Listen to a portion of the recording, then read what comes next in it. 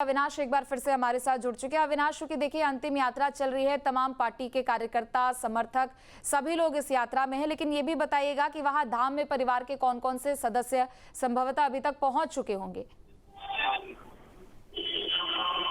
देखिए, बैकुंठ धाम में यादव परिवार के अधिकतर लोग पहुंच चुके हैं, चाहे हम शिवपाल यादव की बात कर लें, अखिलेश यादव की बात कर लें या फिर बाकी के सदस्यों की बात कर लें। जो कुछ सदस्य थे, जिसमें अगर धर्मेंद्र यादव की बात करें, आदित्य यादव या फिर यादव परिवार के जो दूसरे सदस्य थे, वो ट्रक से सवार थे जिस पर सतीश यादव का पार्थिव शरीर रखा हुआ था। तो अब थोड़ी देर में, मान के चलिए कि 5 से 10 मिनट में सतीश यादव का जो पार्थिव शरीर है वो बैकुंठ धाम पहुंच जाएगा, जहाँ पर उनका अंतिम संस्कार किया जाएगा। देखिए, सुबह से लेकर अगर अब तक की बात करें तो सुबह से लेकर अब तक क्योंकि बड़ी संख्या में, बड़ी तादाद में जो लोग हैं वो यहाँ पर पहुंचे। उन्होंने सतीश यादव के पार्थिव शरीर का अंतिम दर्शन किया और परिवार के लोगों को सांत्वना दी। क्योंकि देखा जाए तो सतीश यादव के परिवार में 2 बेटियां हैं, पत्नी है उनकी अपर्णा यादव, और अपर्णा यादव की बात करें तो अपर्णा यादव की तरफ से उनके भाई अमनदीप हैं और माँ है उनकी।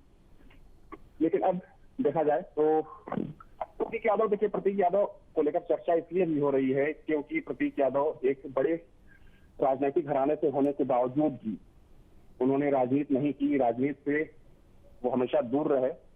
उनका अपना शौक था और उसी शौक के लिए वो जाने भी जाते थे।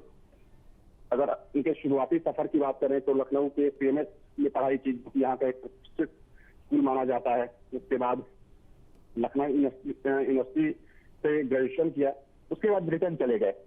वहां से मैनेजमेंट करने के बाद जब वापस लौटे यहाँ तक, तो चूंकि उस वक्त समाजवादी पार्टी काफी मजबूत स्थिति में थी और चाहते तो वो भी राजनीति में कदम रख सकते थे। लेकिन यहाँ आकर उन्होंने रियल एस्टेट का कारोबार एक तरफ शुरू किया और एक तरफ फिटनेस इंडस्ट्री को लेकर एक्टिव हुए। यहाँ पर जिम खोला और जिम का एक चेन स्टार्ट किया।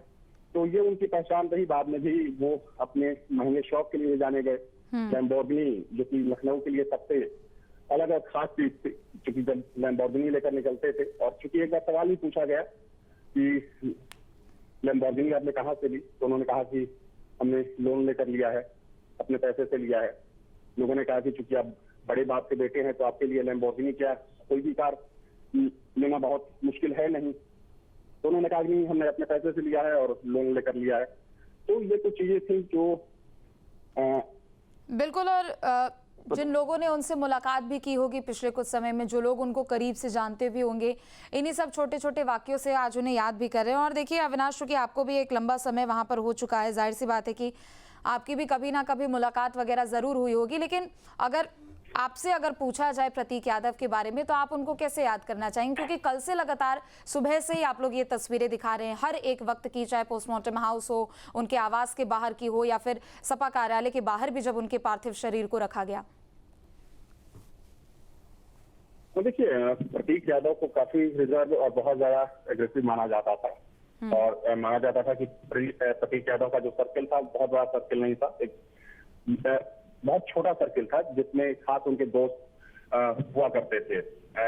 और खासतौर पर जो या तो बिजनेसमैन थे या फिर जो फिटनेस को लेकर बहुत ज्यादा सतर्क थे। एक बार इनसे मुलाकात हुई थी जब अमन बिष्ट की शादी थी। अमन बिष्ट जो कि इनके साले हैं, तो हम लोगों की बहुत ज्यादा मुलाकात नहीं होती थी, लेकिन हाँ, आमना सामना कई बार हुआ था।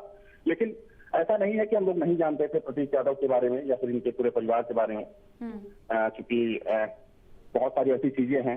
और जिस तरीके से यादव परिवार हमेशा सुर्खियों में रहा उत्तर प्रदेश की राजनीति में, तो जाहिर सी बात है और स्वाभाविक सी बात है कि चाहे प्रतीक यादव हो, अखिलेश यादव हो या फिर यादव परिवार से जुड़ा कोई भी व्यक्ति हो, तो सार्वजनिक जीवन में होते हुए आप बच नहीं सकते इन चीजों से कि आपके बारे में कोई ना जाने। तो प्रतीक यादव का जो अगर इनके जीवन काल की बात करें, जो इनकी पूरी जीवन यात्रा रही, तो उसमें काफी रिजर्व माने जाते थे। और देखिए, कहा जा रहा था कि जब से ये बीमार हुए तब से ये बहुत लिमिटेड लोगों से मिलने लगे। जो घर में लोग आते थे उसमें से 2 से 4 लोग ही ऐसे थे जिनसे इनकी मुलाकात होती थी, और 2 से 4 वो लोग थे जो जिम में इनके साथ वर्कआउट किया करते थे।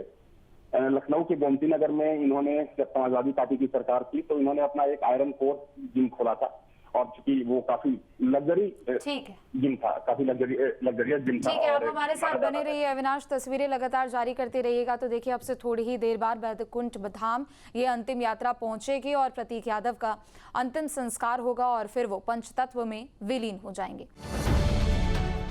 अब से डीडी फ्री डिश की चैनल नंबर 57 पर देखिए न्यूज नेशन।